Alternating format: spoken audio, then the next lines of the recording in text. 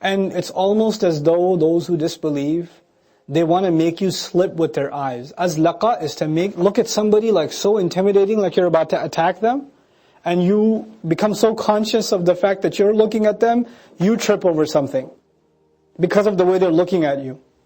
Like, is that guy looking at you? They're all staring at the Prophet ﷺ.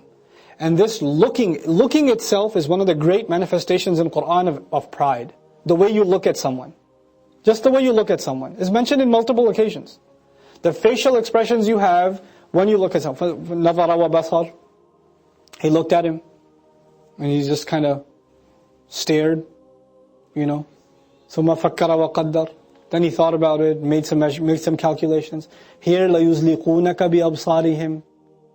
They look at you, they want you to make you fall out of fear because of the intimidating look that they give you. It says that the eyes say it all.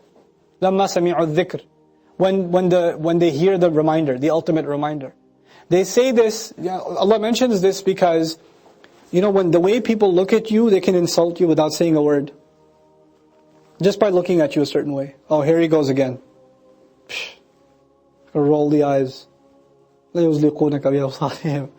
Hateful eyes, hateful glares, stares, And you can sense them.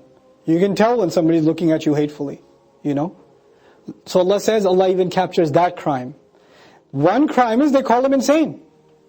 But before they even open their mouth, they've committed a crime by even looking at you the wrong way. لَيُزْلِقُونَكَ بِأَبْصَارِهِمْ لَمَّا سَمِعُوا الذِّكْرَ وَيَقُولُونَ إِنَّهُ لَمَجْنُونَ. And they say, no doubt he's insane. He's lost his mind. A jinn has possessed him. His intellect has been overshadowed. جَنَّ عَلَيْهِ عَقْلُهُ جَنَّ عَلَى عَقْلِهِ. Something has covered his intellect. وَمَا هُوَ إِلَّا ذِكْرٌ لِلْعَالَمِينَ. It is nothing but a remembrance for all nations and all people.